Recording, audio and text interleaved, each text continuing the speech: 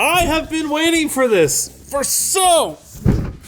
Oh, Jesus Christ. I have been waiting for these switches for so long. Holy balls. I remember when we got the first inkling that Ubiquiti was making 100 gig switches back in like 2019, 2020. It's been that long for us to finally have one on hand to test out. This is the ECS aggregation. It stands for Enterprise Campus Switch. And, you know, aggregation, I guess. That one doesn't stand for anything. Wow, this is a different unboxing experience. It opens from the top. I kind of like that.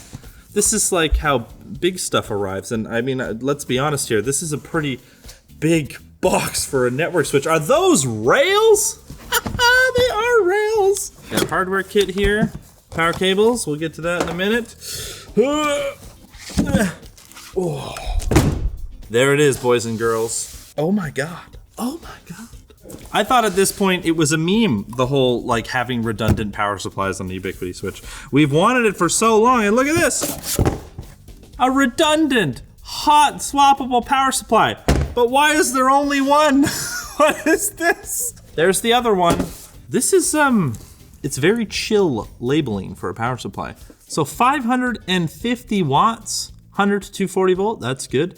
Not that much power, but remember this is not a PoE switch.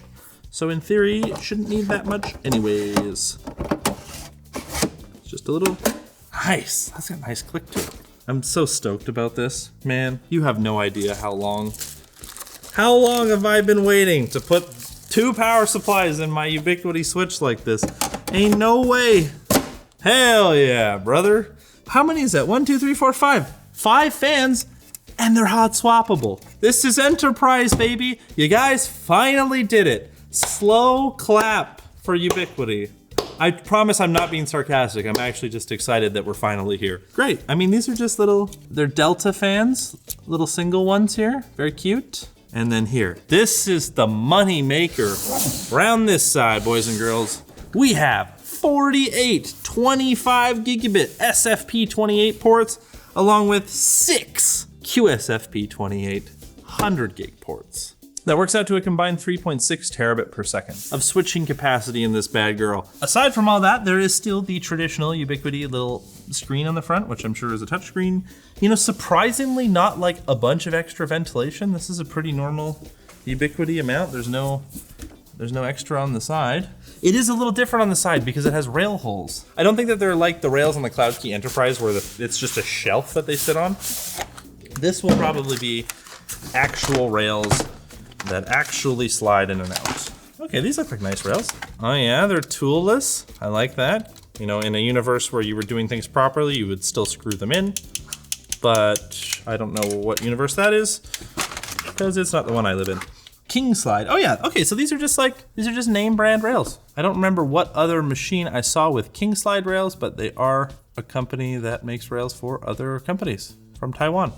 The one thing I could potentially see as an improvement point here is adding little studs on this guy so that you can put the slide on toollessly. And the best part, like I said earlier, is we have 2. Why do we have 2? Because this new switch, amongst a bunch of other things, which I'll mention later, has multi-link aggregation, which if you're not familiar, it allows you to take one device, like a server or another switch, and uplink it to 2 other devices. Pretty much every other switch vendor on the planet has had it forever, but Ubiquiti has not, and now they do.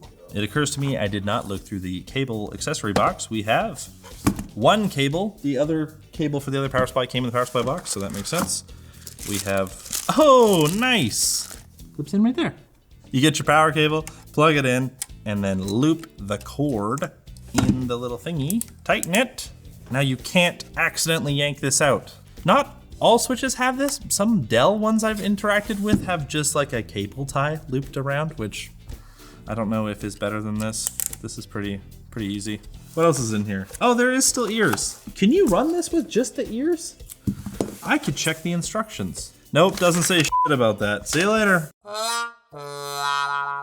Screws for the rails. Nice.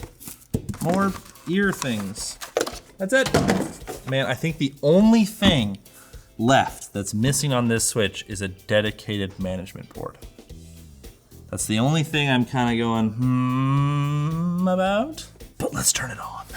Whoa! Is it Argaba? They have ether lighting, which is different when you have SFP and QSFP ports because there's no like thing to light up. They just made the little indicators light up. That's cute. Do you think they light up behind too? Are you ready? Oh. There's no RGB. It's just our sponsor. Vessi. Thanks to Vessi for sponsoring this video. They offer all kinds of stylish functional shoes for everyday wear while keeping your socks dry in less than desirable weather. You can even save up to 40% on select styles at their Black Friday sale right now. Our team here loves their Vessis because here in Vancouver, the weather is always so unpredictable. And their new courtside classics have a sporty, retro, everyday look with a padded tongue for extra comfort. If you're more of a wild adventurer though, their Stormburst high tops combine the comfort of a sneaker with the grip and coverage of an outdoor boot. So don't miss out on their Black Friday sale at Vessi.com or by checking out our link in the video description. Chonk. Done deal, buddy. That's how you network. And now this is all hooked up and ready to try out. I've got the firmware updated on all of them. We got our Dream Machine up to date. And I have a client machine here. This is a Minis Forum MSO1. It's a small Core i9 mini PC that happens to have a PCIe slot. So I went ahead and put in a ConnectX 6 dual 25 gig card, which will allow us to uplink this computer to both of these switches. I know, for UniFi, this is unheard of. But now, MLAG, it should just work. Right now, I just have the switches connected with one 100 gig cable and then to the Dream Machine with a 25 gig cable, but really it's running at 10 gig. We're gonna go in and set up the MLAG in the software, hopefully. And at that point, we'll be able to add another one of these cables. So for the top one that only has one power supply, it says the second power supply is not installed. Cool, so it's aware of that. On the bottom one, which does have both power supplies, but one is unplugged, it just says 0%, but it doesn't say unplugged or anything like that. So Ubiquiti, I know you're watching this, so probably fix that. Here's a further test. I want to take it out, like mid-operation. Now will it complain? No, it just says not installed. So there's probably some adjustments that can be made there. Given this is one of the first Ubiquiti products with redundant power, I'm not too mad about that, but it's definitely something they should look at improving, because it would be really good to know if your second power supply that you're thinking is a backup isn't installed, or failed, or somehow lost power. Now let's try the UI. I suspect the MLAG thing is under Port Manager. I do kind of wonder if the speed has to change in groups of 4 or groups of 2. If you've ever used one of their Enterprise XG24 switches, which has the two 25 gig ports on the side, those two ports, if you want to use 25 gig on one of them, they both have to run at 25 gig. I don't know how that applies to this switch. If there's groupings like on Dell switches, a lot of the time it'll be like 4 individual ports will be grouped together. So if you want them at 25 gig, they all have to be at 25 gig. Or if you want to go 10 gig on one of them, none of them can do 25 gig. I don't know how that works on this switch. So if I plug this guy out of here and into this port, I suspect it will not work because this one is running at 25 gig. It's not lighting up. Okay. What about this one? Oh, there we go. Okay, so it did. It did light up. Okay, let me put it back over here and see, because that took a while. Oh, wait, it did turn on. What the hell? What is this magic? I mean, don't get me wrong. It would be sick if all of these ports could be independently controlled between 25 and 10 gig. Like the Dell switch that we have in the server room is not like that. When you have any port set at 25 gig, all of the rest of the 4 in that group have to also be at 25 gig, which doesn't seem to be the case here. I don't know about the one directly underneath. Let me try that. Maybe they're grouped in 2s, I don't know. Just for reference, usually 25 gig ports are grouped in 4s because it's like 100 gig connection split into 4. No, it turned on. So the one on top is at 25 gig and the one on the bottom's at 10 gig. Sick. It makes it seem like in the dashboard that there's a limitation. I think that might just be left over from the XG24. It's probably just any time that 25 gig is set, it shows that warning, but it doesn't seem to be the case on this switch, which is awesome. Okay, let's make our MLAG. I think we call this big, thicky switches. Stacking optional, combines the top and bottom switch into a single entry. I'm gonna try that off for now. And then we have multi-chassis link, directly connected ports between the top and bottom switch to form the MLAG and forward traffic. Increases throughput, aggregating ports, increases redundancy. Okay, set up. So I picked 53 and 54 on each. Hit save. So far this UI is very nice and easy. And then target devices membership. So target devices is where you would configure a client, whether that be another switch or a computer, which in our case, we are using a computer. So let's go ahead and configure, and we'll say number 1 on both of them, but I could pick a different one potentially. Is that what it is? I'm in number 1? Yeah, okay. Save. Hey, it's doing it. There we go. I guess we have an MLAG now. Hey, multi-chassis link status connected. It seems like it just took, I don't know, 30 seconds to kind of do the magic behind the scenes. It would be cool if there was like a loading indicator that popped up in the top right, like, hey, we're processing this change or something like that, just so you knew what was going on. But not the end of the world. I'm gonna configure this box now to have a link aggregation, and then we'll see if the sauce works. Now that we've got our minis forum connected, I can set up a link aggregation. It says target device membership is not established. Please check that all ports are connected with the same speed and that a lag is configured on the target device. I just configured the lag on the target device, so in theory, now, in a moment or two, it should pop up and say, yo dog, you're lag-regated. Hey, connected, look at that! This is now running across 2 switches. That's pretty cool. I mean, I know that we do this every day with the Dell switches, but this is new for Ubiquiti. This is crazy. I'm so excited.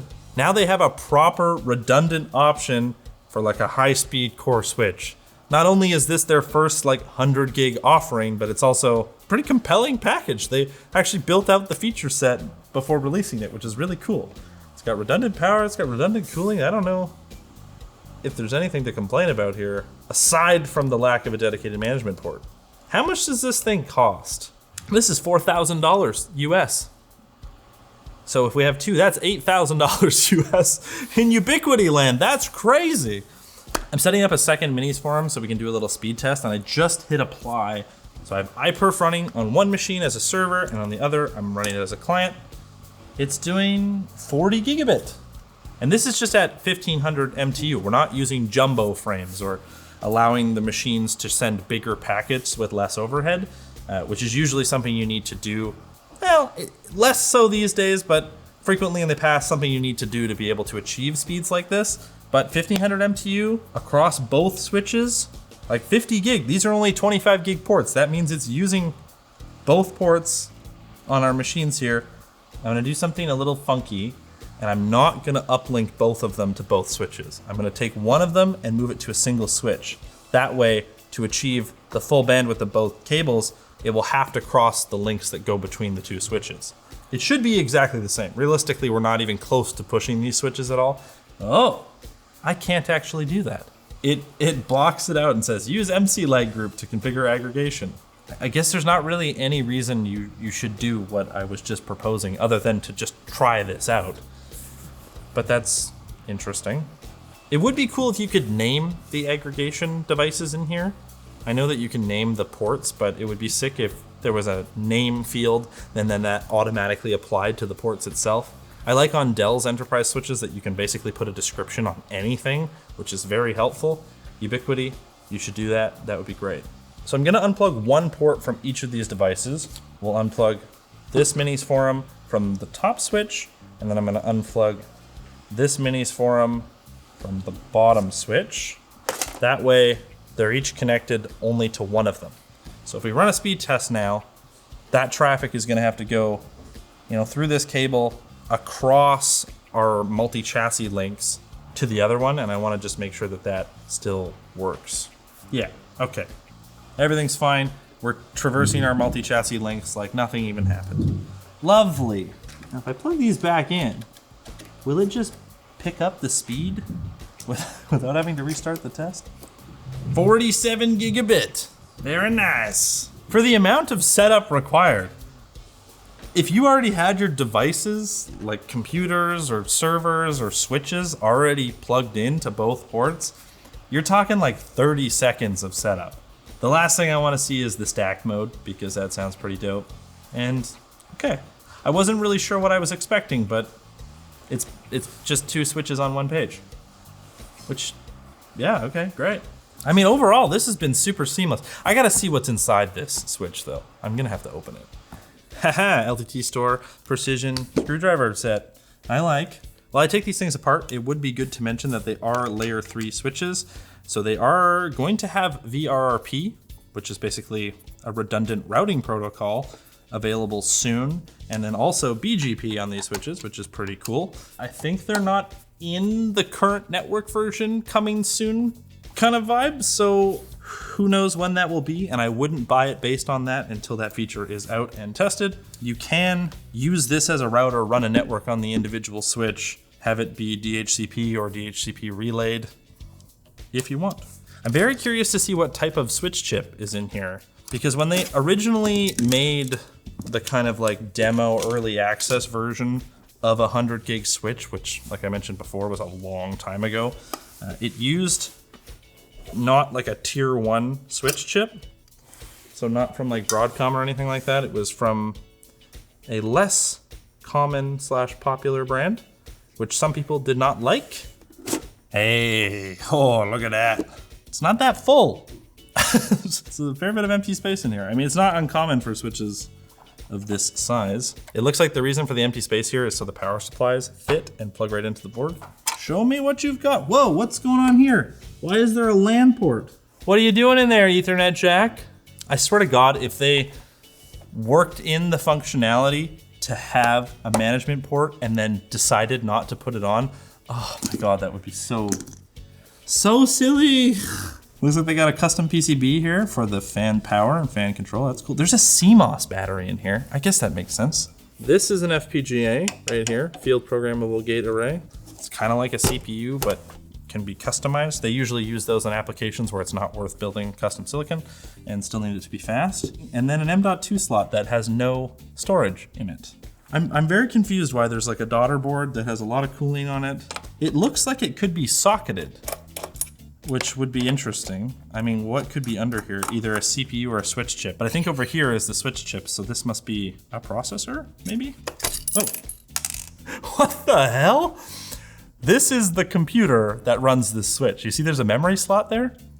And then if you look inside, I'll take this off. There is another memory slot. So this is actually the brains of this switch. I don't know why it's on a daughter board. That's very cool.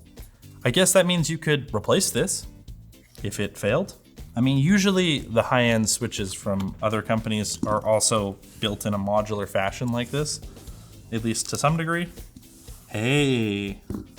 Look at that. There's a Kingston RAM stick. It's a 16 gigabyte DDR4 3200 megatransfer stick. And then that's an Intel C3558R CPU. 4 cores, 4 threads, 2.4 gigahertz base clock, and it's 17 watts. It's from 2020. It's not a crazy CPU by any stretch of the imagination. I don't know what kind of like throughput there is between this board and the switch itself. It's not a crazy fast CPU on its own, so I imagine it's not doing a ton of fancy routing stuff.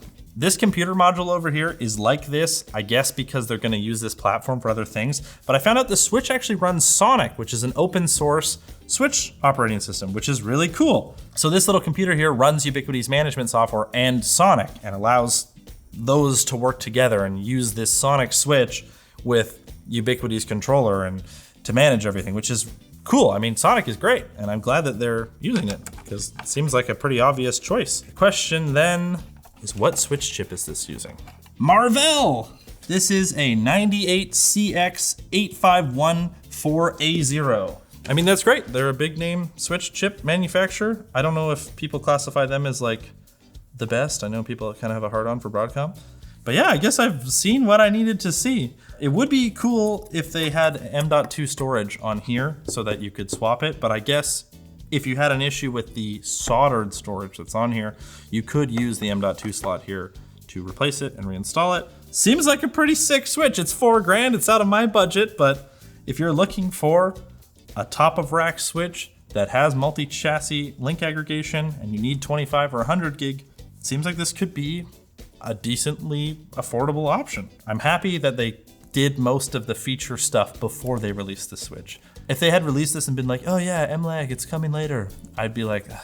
I know that they still did that with BGP and VRRP, but at least that is there. And I'm excited to see what other switches are gonna have MLAG come to them, because that's a pretty sick feature.